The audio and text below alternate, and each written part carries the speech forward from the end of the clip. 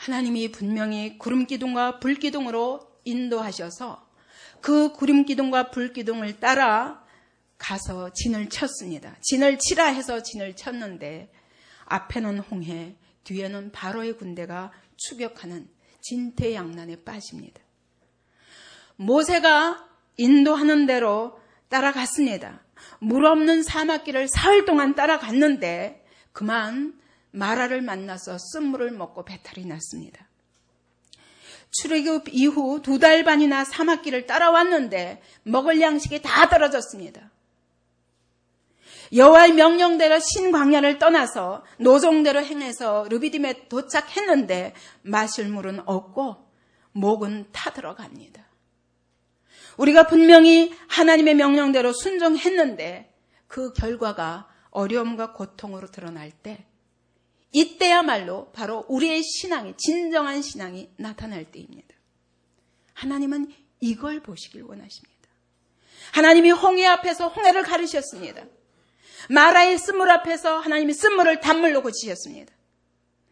먹을 양식이 없다고 원망하고 부르짖는 그들에게 하나님이 만나를 영원히 정말 하나님의 은혜로 인도하시는 그런 만나를 땅의 것이 아니라 하늘에서 나오는 하늘 양식으로 먹이셨습니다. 오늘 르비딤에서도 여전히 그분이 일하실 것입니다. 이 정도 되면 믿어야 되지 않겠어요? 앞에서 그 많은 경험을 하고도 마실 물이 없더라도 하나님이 뭔가 계획이 있겠지. 선하신 하나님이 이제도 나를 위하여 놀라운 일을 계획하셨다. 믿어야 되지 않겠습니까? 근데 그게 안 믿기는 것입니다. 사실은 이 사막길에서 우리가 단 하루들 하나님의 은혜가 아니면 어떻게 살 수 있습니까? 땅에 무엇이 납니까? 하늘에서 비가 내립니까?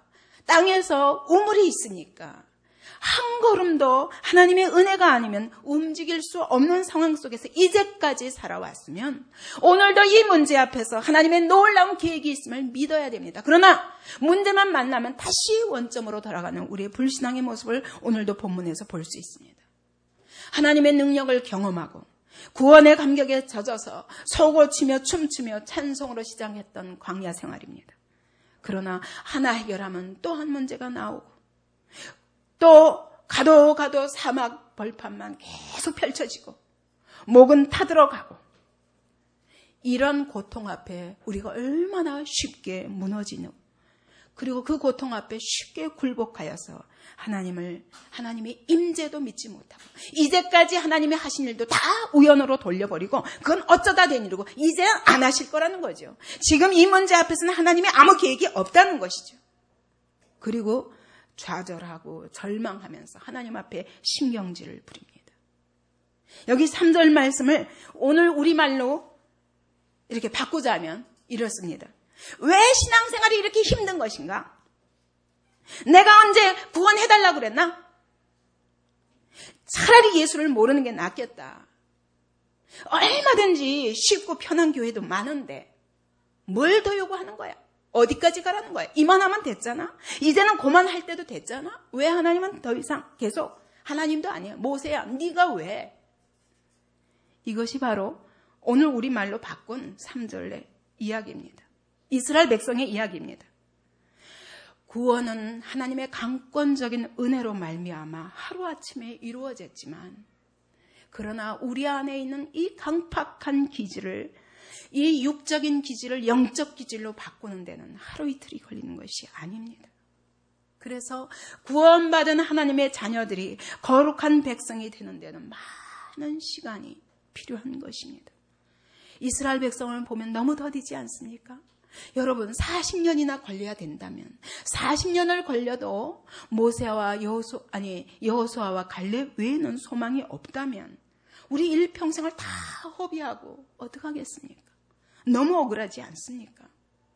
우리는 이스라엘 백성의 실패를 보았으면 우리는 어떻게 하면 이와 같이 저들처럼 40년이라는 일생 전체를 영적으로 낭비하지 말고 어떻게 하면 영적 진보를 앞당길 수 있을까?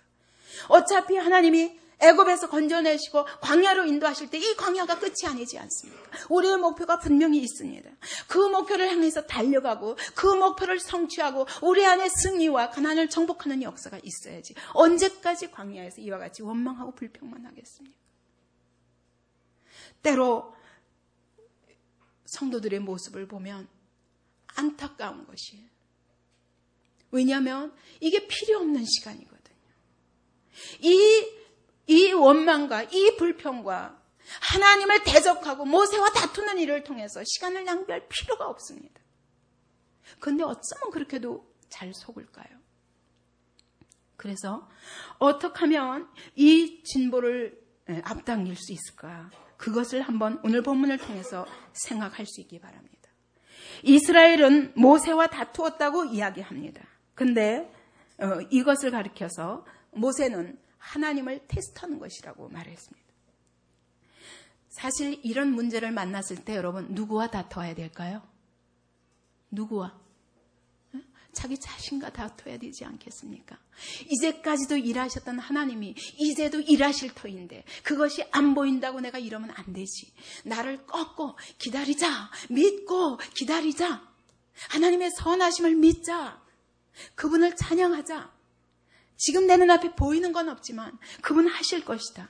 왜? 하나님이 말씀을 통해서 그와 같이 약속하셨기 때문에. 오늘 내 안에 있는 불신앙과 이 거역하는 기질과 다투어야 될 텐데 자기 자신과 다투지 않으면 누구와 다툽니까? 모세와 다투는 것입니다. 말씀을 전하는 자와 다투는 것입니다.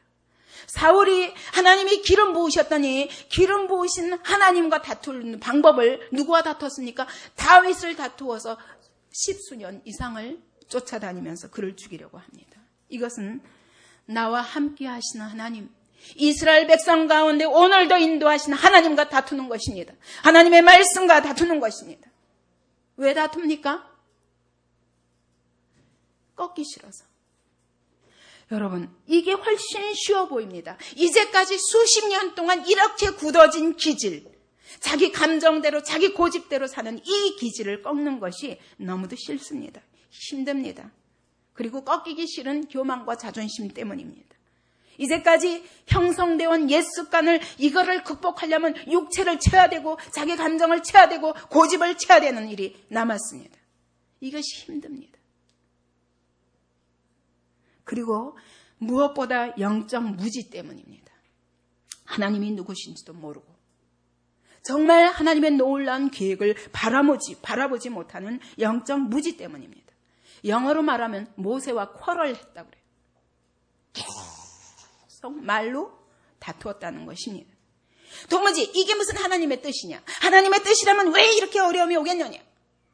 왜 문제 하나 해결하면 또 문제가 오고 문제 하나 해결하면 왜 또 문제가 오겠느냐? 그러나 여기에 하나님의 놀라운 계획이 있음을 믿어야 합니다. 모세에게 말하면 당신이 어찌하여 나를 꺼내느냐? 그는 한 번도 이제까지 하나님을 바라보지 못한 것처럼 이 안에서 일하시는 하나님을 경험하지 못한 것처럼 그러고 다툽니다. 출애굽 자체가 잘못됐다는 것입니다. 이것은 하나님의 뜻이 아니라는 것입니다. 어떻게 사람이 애굽을 떠나서 살 수 있겠느냐? 먹을 것이 없는 이 광야에서 마실 것이 없는 이 광야에서 어떻게 살겠느냐? 애굽으로 돌아가는 것이 진짜 길이다 그거예요. 하나님이 우리를 구원하신 것도 아니다 부인하는 것입니다. 하나님이 이제까지 인도하심도 아니다 부인하는 것입니다. 그러면서 하나님을 시험합니다. 약속의 땅이고 뭐고 다 싫다. 그 나라와 의 다 싫다. 먼저 먹고 마셔야 될 거 아니야. 이것이 이스라엘 백성의 말이에요. 영혼의 문제 다 그것도 배부른 다음에 얘기지. 육체가 먼저 먹어야지. 미래 다 필요 없다 그거예요. 천국 다 필요 없다. 지금 당장이 중요하다. 지금 내 감정이 안 되는데 어떡하란 말이야. 이 딸의 삶이 더 중요하다. 이것이 바로 이스라엘 백성이 고백하는 것입니다. 그렇습니까? 저는 이 본문을 보면서 하나님이 얼마나 슬플까. 하나님의 인도하심을 자기 건 안 보여도 남의 건 잘 보이죠. 그래서 그 말씀 앞에서 막 하나님을 대적하는 모습을 보면 여러분 어떤 생각이 듭니까? 자녀가 부모가 이것만이 살 길인데 그래서 살 길을 제시하는데 끊임없이 대들면서 나 좀 가만 내버려 두세요 제발. 내 맘대로 내가 알아서 할 테니까 나한테 더 이상 하지 마세요. 여러분 이럴 때 여러분 뭘 느낍니까? 싫어. 왜 나를 귀찮게 구는 거야? 여러분 그럴 때 뭘 느낍니까? 저는 하나님이 이때 말할 수 없는 마음의 아픔을 느끼시는 것 같아요. 날마다 하나님의 손길을 경험합니다. 왜? 아침에 눈 뜨면 만나를 내려주시는 하나님. 그게 거저 내리는 것입니까? 그거를 아침마다 보면서도 저녁이면 메추라기를 보내주시는 하나님. 그것을 저녁마다 보면서도 이토록 애굽을 그리워하고 내가 거기서 고기가 이 사이에 끼던 때가 훨씬 좋겠다. 그때 여호와의 손에 죽었으면 좋았을 것을. 하나님의 계획에 대하여 부인하고 하나님의 사랑에 대하여 부인하고 애굽 사랑이 이토록 우리 안에 뿌리 깊은 것입니다. 애당초 이렇게 쉽게 떠나는 게 아닌데 잘못 왔어. 내 육체의 본능대로 살면 되는데 뭐 때문에 이렇게 신앙생활 일찍 시작해가지고 이렇게 힘들단 말이야. 내가 내 방법대로 사는 게 훨씬 익숙하고 편해. 근데 왜 이렇게 내가 왜 죄와 싸우고 내가 왜 나 자신과 싸우고 하면서 나를 굴복시켜가면서 내가 꼭 나를 고쳐야 돼. 그것이 죄의 값이 사망으로 내 삶에 임하는 것에 대하여 믿지 못하는 것입니다. 자기 고집대로 수십 년 살던 버릇이 내 안에 꽉 자리 잡혔어요. 여러분 우리 안에 마치 이와 같습니다. 고무줄이 어때요? 고무줄을 기껏 느려도 항상 조금만 힘을 빼면 다시 돌아오려고 하는 회귀 본성이 있는 것처럼 우리 안에 육적 기질은 하나님의 은혜로 하나님의 기적과 이사로 하나님이 땡겨주실 때는 땡기는 것 같지만 조금만 느슨하면 다시 원점으로 죄의 기질로 돌아오려는 회귀 본성이 있습니다. 이것이 끊임없이 우리를 괴롭히는 것입니다. 지금까지의 하나님의 역사를 전부 우연으로 돌리고 막 포악해지기 시작하는 겁니다. 포악해지니까 뭐까지 합니까? 모세에게 돌을 던지려고 듭니다. 하나님의 강권하신 사랑과 하나님의 오래 참으심이 아니면 우리는 정말 구원받을 가치가 없는 자들임을 이 본문을 통해서도 보고 이것이 바로 우리들임을 고백하지 않을 수가 없습니다. 여러분 오늘 우리는 어떻습니까? 오늘 우리의 르비딤이 없습니까? 오늘 우리도 똑같이 하나님과 다투고 있습니다. 모세와 이스라엘 간의 말다툼의 원인이 무엇입니까? 신앙의 차이예요. 믿음의 차이예요. 모세는 이것이 하나님의 뜻이라는 걸 압니다. 그리고 하나님의 명령을 따라 한 걸음 한 걸음 나아갑니다. 그러나 이스라엘 백성들이 보기에는 자기 사람의 생각과 사람의 기준과 이제까지 살아온 자기 방법으로 볼 적에는 이것은 하나님의 뜻이 아닌 것입니다. 이와 같이 우리가 예수 안에 들어왔다고 해도 끊임없이 우리 안에 이와 같은 믿음의 차이가 있어서 우리 안에 다툼이 있습니다. 한 가정 안에 분명히 예수를 믿는데 그 은혜의 분량 따라 다툼이 있습니다. 한 교회 안에도 있습니다. 우리의 삶의 모든 현장에서 있습니다. 그래서 오늘날 예수 믿는다고 해도 정말 믿는가 이렇게 의심할 수밖에 없는 시대에 우리가 다다랐습니다. 그것뿐인 줄 압니까? 하나님의 일을 한다는 하나님의 종들 사이에도 분명한 다툼이 있습니다. 어느 시대나 그랬습니다. 성령을 따라 좇는 자가 있고 육체를 따라 좇는 자가 있습니다. 육적인 그리스도인이 있고 영적인 그리스도인이 있습니다. 그래서 갈라디아서에서는 이렇게 말씀합니다. 그때 육체를 따라 난 자가 성령을 따라 난 자를 핍박한 것 같이 이제도 그러하도다. 항상 육체를 따라 난 자는 성령을 따라 난 자를 핍박하고 정죄하고 그리고 괴롭히게 되어 있습니다. 마틴 로이드 존스라는 이 시대에 참 굉장한 그 설교자, 많은 영향력을 끼친 설교자입니다. 그 사람의 Knowing the Times라는 시대의 표적이라는 책이 있습니다. 거기 보면 오늘날 기독교가 하향 추세에 있다 이렇게 얘기합니다.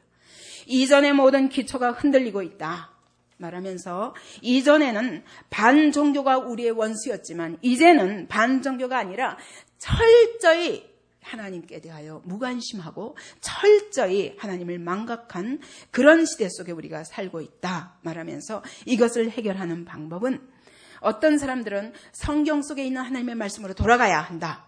그러나 어떤 사람들은 예배 행태를 바꿔야 된다. 세상이 좋아하는 방법으로, 세상의 호소력이 있는 방법으로, 오늘 문화에 접근하는 방법으로 예배를 고쳐야 된다. 또 어떤 쪽에서는 이렇게 말합니다. 교회 연합운동이 일어나야 된다. 가톨릭이 온 세계의 하나이므로 그가 힘이 있듯이 우리도 한 교회로 뭉쳐야 된다. 근데 그 정도가 아니라 이제는 가톨릭과도 합치자, 성공회와도 합치자, 다만 우리가 하나님이라는 이름 안에서 하나로 모이자 하면서 실제로 우리 믿는 바가 무엇인가는 무시하고 교회 하나되기 운동에 앞장서는 모임이 있습니다.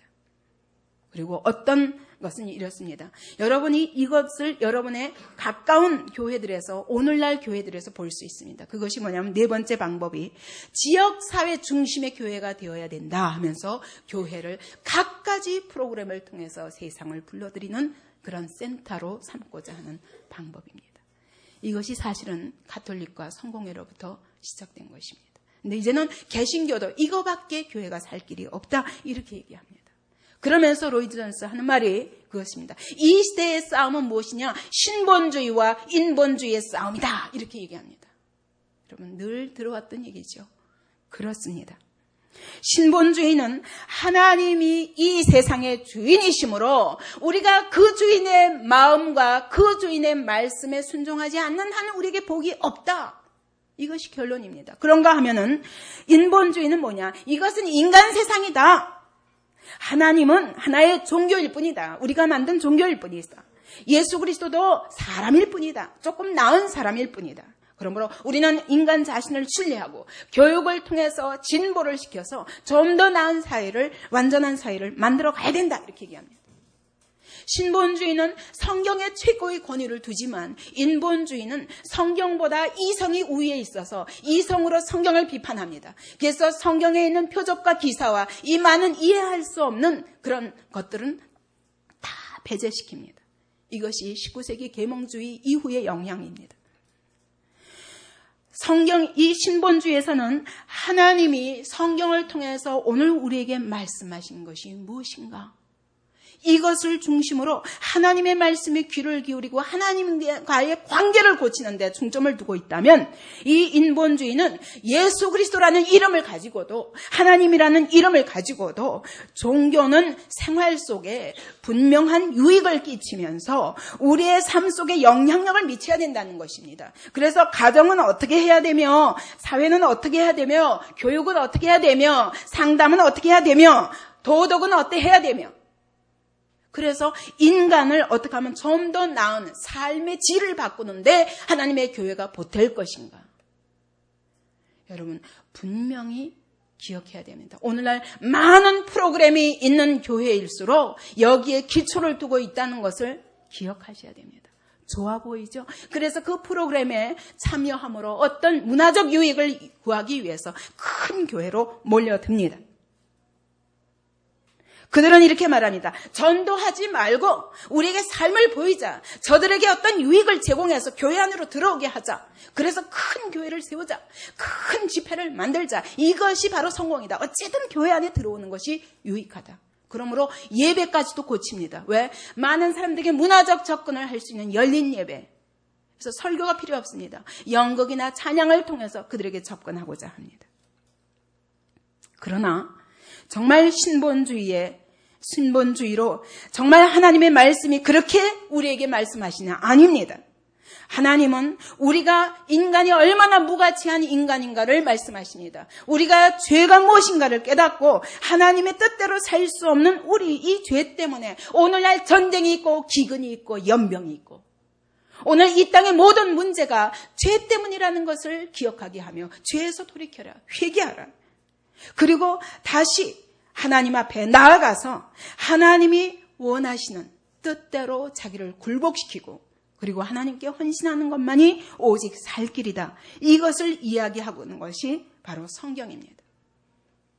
우리가 사회를 어떻게 변화시키느냐 그러기 전에 내가 어떤 신앙을 가지고 어떤 하나님의 사람으로 만들어져 가는가가 더 중요하다. 그래서 이런 교회는 하나님의 교회 안에서 어찌하든 하나님의 사람을 만들어내는데 중생하여 생명을 소유한 하나님의 사람을 만들어서 저들이 나아가서 자기의 믿음을 통해서 삶에 놀라운 하나님의 역사하심을 나타낼 수 있는 사람을 만드는데 포인트를 둔다면 그렇지 않은 교회는 개성을 인정합니다. 야단치지 말라 그거예요. 어쨌든 교회에 들어오면 됐지. 죄를 왜 지적하냐 그거예요. 그리고 교제 중심.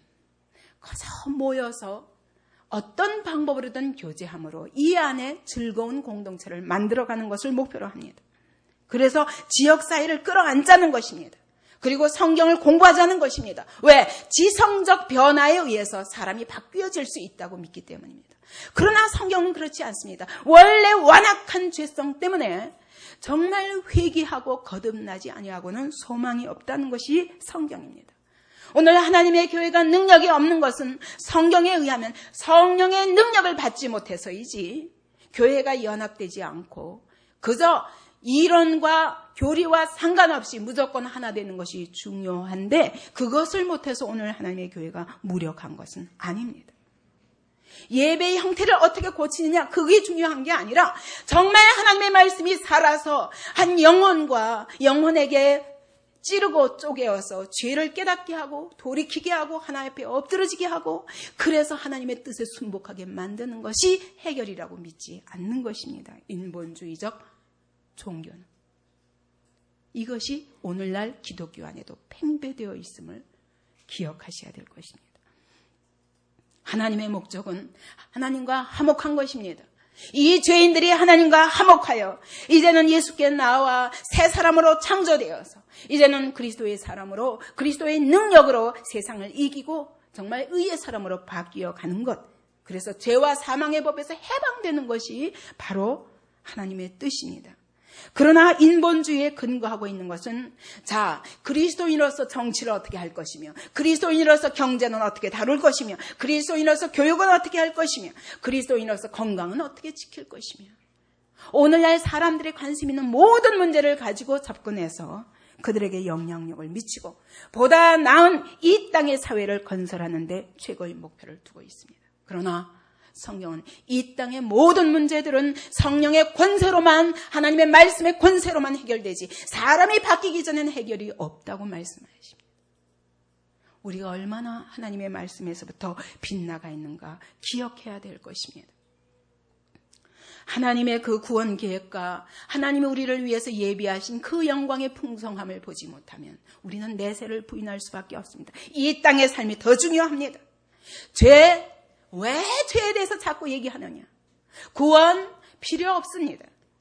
어떻게 하면 이 땅에서 좀 더 도덕적이고 이 땅에서 좀 더 혜택을 누리는 그런 삶을 살 것인가? 여기에 더 큰 관심이 있습니다. 식량 문제는 어떻게 해결할 것이며 교육 문제는 어떻게 해결할 것이며 정치 문제는 어떻게 해결할 것이며 여러분 오늘날 반전운동하는 거는 저는 절대로 하나님의 말씀 안에서 이야기하는 것입니다. 여러분 반전 무조건 반전도 이 인본주의의 하나입니다. 우리가 얼마나 이 세상이 얼만큼 가치가 혼돈되어서 하나님의 말씀의 기준을 다 잃어버려서 이젠 방향도 없이 떠돌아다닙니다. 정말 심판의 때가 주님 오실 때가 가까운 것을 우리가 이 시대 속에서 느끼고 있습니다.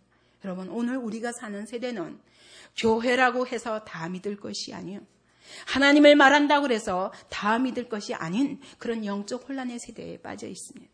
우리는 분명 인본주의적 기독교와 싸우지 않으면 안 될, 다투지 않으면 안 되는 그런 시점에 와 있습니다.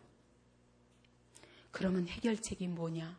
어떻게 해야 이 시대를 이기고 우리 자신이 개인의 신앙생활에서 승리할 수 있을 것인가? 그것을 성경은 이야기하십니다. 오직 예수, 오직 성령만이 모든 목마름에 참된 해결이라고 말씀하십니다. 모세는 백성들과 다투다가 이 다툼의 문제를 가지고 성령으로 난 사람은 사람의 방법으로 해결하지 않습니다. 그러므로 이 문제를 들고 하나님 앞에 나아갑니다. 하나님은 어떻게 하면 좋겠습니까? 저들이 패역하여 이제는 내게 돌을 던지려고 하나이다. 끊임없이 하나님과 다투는 우리의 패역에 대해서 하나님은 모세에게 판결을 내리십니다. 너는 백성들을 지나서 이스라엘 장로들을 데리고 지팡이를 손에 잡고 가라 말씀하십니다. 나일강을 피로 변케 했던 지팡이, 애굽 땅에 10가지 재앙을 내렸던 그 심판의 지팡이를 손에 잡고 가라. 여러분, 그러면 무섭지 않습니까? 우리를 치시겠네. 우리를 치시겠네. 이 죄인들의 원망과 불평을 들으시고 그분이 우리를 치시겠네. 그런데 여러분, 하나님은 너무도 감격적으로 이렇게 말씀하십니다. 내가 거기서 호렙산 반석 위에 너를 대하여 서리니 너는 반석을 치라. 이 말이 무슨 말입니까? 호렙산 반석 위에 하나님이 서시겠다는 것입니다. 내가 네 앞에 서마, 너는 나를 치라, 그 말입니다. 너는 나를 치라. 여러분, 자녀가 부모를 끊임없이 거스릴 때 여러분 어떻게 하고 싶습니까? 차라리 나를 치시는 하나님을 보면서 저가 회개할 수 있었으면, 저가 돌이킬 수 있다면. 하나님은 그런 정말 우리를 사랑하시는 그 심장으로 말씀하십니다. 내가 호렙산 위에 너를 대하여 서리니 너는 나를 치라. 모세가 그 지팡이를 쳤습니다. 거기서 물이 나리니 백성이 마시리라. 죄의 삭은 사망입니다. 죄로 죽어 마땅한 우리 대신 하나님은 한 반석 예수 그리스도를 치라고 말씀하신 것입니다. 그 옆구리를 찌르라고 말씀하신 것입니다. 그 옆구리에서 찔려서 흘러나오는 그 생명수로 이스라엘을 살리시겠다는 것입니다. 이것이 하나님의 사랑입니다. 우리의 폐역에 대한 하나님의 치료 방법입니다. 끊임없이 거스르고 원망하는 죄인들에 대한 하나님의 사랑인 것입니다. 고린도전서 10장 4절에 보면 다 같은 신령한 식물을 먹으며 다 같은 신령한 음료를 마셨으니 이는 저희를 따르는 신령한 반석으로부터 마셨음에 그 반석은 그리스도시라. 그 반석에서 나는 물이 무엇이냐? 내 피는 참된 음료로라. 그분을 치심으로, 십자가 위에서 하나님의 진노를 그분에게 쏟아부으심으로 그분의 옆구리에서 흘러나오는 물과 피를 우리에게 마시게 하심으로 오늘 우리를 살게 하시는 하나님, 사랑의 하나님이십니다. 예수께서 가라사대 이 물을 먹는 자마다 다시 목마르려니와 내가 주는 물을 먹는 자는 영원히 목마르지 아니하리니 나의 주는 물은 그 속에서 영생하도록 솟아나는 샘물이 되리라. 주님의 이 십자가 위에서 흘린 물과 피만이 우리를 영생하도록 솟아나는 샘물이 되어서 우리의 목마름을 근본적으로 해결해 주신다는 말씀입니다. 이 죄인들의 끝없는 원망과 이 죄인들의 끝없는 거역하는 기질과 이 죄인들의 끝없는 불평과 이 완악함, 이것을 위해서 하나님은 생명수를 공급하시려고 하나님의 아들 위에 진노를 쏟으셨습니다. 그리고 그 옆구리에서 나오는 보혈의 샘으로 우리를 마시게 하셨습니다. 누구든지 목마르거든 내게로 와서 마시라. 나를 믿는 자는 성경의 이름과 같이 그 배에서 생수의 강이 흘러나리라. 이 보혈의 샘을 마시는 방법이 무엇입니까? 나를 믿는 것입니다. 예수 그리스도를 믿는 것입니다. 그럴 때 우리의 뱃속에서 생수의 강이 넘쳐 흐르리라고 말씀하십니다. 여러분, 우리는 어린 양의 피로 홍해를 건너고 하나님의 자녀된 자들입니다. 그러나 그 이후에도 수십 번, 수백 번 넘어지고 거기 넘어진 자리에서 일으켜주시는 하나님의 은혜로 한 걸음 한 걸음 걸음마를 배워가는 영적 유아들입니다. 우리 광야 삶이 고나죠. 하나님은 아십니다. 우리 힘으로 목마름을 해결할 수 없고 우리 힘으로 양식을 해결할 수 없고 우리 힘으로 이 수고의 짐을 해결할 수 없어서 주님은 십자가 앞에 내려놓으라고 말씀하십니다. 그리고 무릎 꿇기만 하라. 그러면 내가 너에게 은혜의 샘을 부어주리라. 그 은혜의 샘에서 흐르는 생명수로 너에게 새 생명을 부어주리라. 내가 너에게 성령의 능력을 부어주리라. 내가 너에게 새 힘을 부어주리라. 그리하여 너희 슬픔을 기쁨으로 바꾸어주며 너희의 그 탄식을 찬송으로 바꾸어주마. 이 세상의 감각적인 쾌락으로 잠시 누리는 기쁨은 마치 우리를 죽이는 오염수와 같습니다. 그러나 성령께서 주시는 기쁨은 맑고 순수한 살리는 샘물과 같아서 마시는 자마다 목마름을 해결하고 놀라운 하나님이 위로부터 주시는 기쁨으로 말미암아 넉넉히 이 광야 삶을 이기며 나갈 수 있습니다.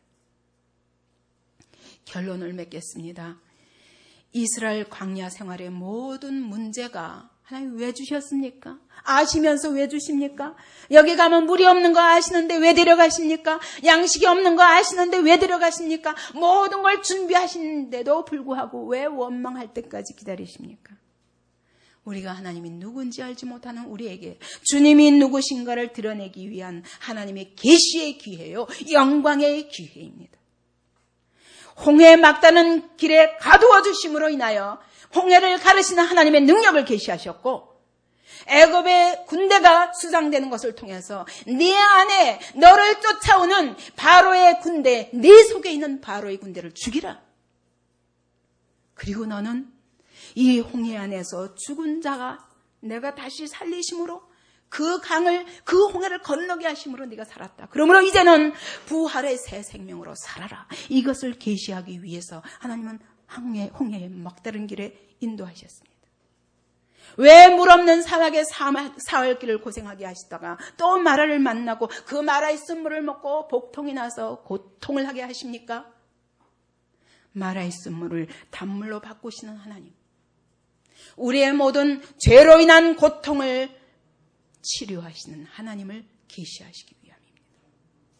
먹을 양식이 없는 광야로 인도하시고 왜 원망할 때까지 기다리셨다가 원망하자마자 입에서 떨어지자마자 하늘 양식을 내려주십니까? 우리의 입이 부끄러우라고. 하나님이 어떤 분인가? 내가 광야 생활에서 내가 단 하루도 목이 마르거나 그리고 배고프지 않도록 인도하실 그 영광의 하나님, 하늘 양식을 준비하신 하나님, 너는 이 땅의 모든 것으로 먹어도 배고프고 먹어도 죽겠거니와 생명의 떡이 되신 예수 그리스도의 몸을 먹으라. 그것이 너희를 살리는 영원한 양식이 되리라. 그것을 계시하시기 위해서 하나님이 신광야로 인도하셨습니다. 왜 르비딤의 갈증 때문에 원망할 줄 알면서 또 하나님과 다투는 이스라엘 백성을 보시려고 르비딤에 인도하셨습니까? 반석에서 물을 내시는 하나님, 우리는 이 광야에서 마셔도 이 목마름을 해결할 수 없습니다. 여러분, 공부를 해도 해결할 수 없습니다. 돈을 가져도 해결할 수 없습니다. 권세를 가져도 해결할 수 없습니다. 이 땅에 무엇으로도 건강해도 해결할 수 없습니다. 영원히 해결되지 않는 우리의 갈증이 있습니다. 이 갈증을 해결하기 위해서 반석 대신 예수 그리스도께서 친히 치심을 당하시고 그 안에서, 그 옆구리에서 흘러나온 물과 피로 우리를 영원한 목마름을 해결해 주신 분이라고 계시하시기 위해서 이 고통을 허락하셨습니다. 오늘 우리 삶의 모든 시험 있습니다. 이 광야길에 끊임없이 이스라엘 백성이 있었던 것처럼 우리에게도 동일하게 있습니다. 왜 주십니까? 우리가 무지한 하나님을 알지 못하는 우리에게 주님이 누구신가, 그 성품과 역사를 계시하기 위한 하나님의 영광의 기회요, 증거의 기회입니다. 주님은 말씀하십니다. 나는 번제보다 하나님 아는 것을 원하노라. 영생은 유일하신 참 하나님과 예수 그리스도를 아는 것이다 말씀하십니다. 그러므로 그리스도 예수의 은혜와 저를 아는 지식에서 날마다 자라가라고 요구하십니다. 여러분, 오늘 문제를 주시면, 시험을 주시면 감사하기 바랍니다. 아, 드디어 지금이 그분이 누구신가를 드러내실 때구나. 그분이 어떤 분인가? 내가 알지 못했던 이 문제 앞에서 내게는 해결의 길이 없으나 그러나 하나님이 어떤 놀라운 이적과 기사를 준비하시고 하나님이 어떤 분이신가를 알게 하는 기회구나. 이것이 우리의 고백이 되어야 될 것입니다. 이사야 43장 19절에 말씀하십니다. 보라, 내가 새 일을 행하리니 이제 나타낼 것이라. 너희가 그것을 알지 못하겠느냐? 정령이 내가 광야의 길과 사막의 강들을 내어 내 백성 나의 택한 죄로 마시게 할 것임이니라. 우리의 광야의 삶은 피곤합니다. 목마릅니다. 무엇을 해도 거기에 참된 갈증을 해결하는 그런 방법이 없습니다. 광야길에 끊임없는 고통에 시달립니다. 원망하고 불평하고 범죄하던 그 자리에서라도 여러분 일어나 주님께 돌아가십시오. 주님께 나아가십시오. 일어나 내가 실패한 그 자리에서 주님께 나아가지 않으면서 좌절과 실패에 주저앉는 것이 바로 실패보다 더 큰 죄입니다. 그렇게 할 때 주님 앞에 나아가면 그분이 내 배에 생수의 강에 넘쳐 흐르게 하셔서 이 모든 문제를 넉넉히 이기게 하시는 하나님의 능력을 체험하게 될 것입니다. 인간의 동정은 달콤합니다. 그러나 절대로 근본적인 치료를 주지 못합니다. 참으로 우리의 연약함을 도우시고 우리의 눈물을 닦아주시고 우리의 고칠 수 없는 상한 마음을 치료하시는 분은 오직 주님뿐이십니다.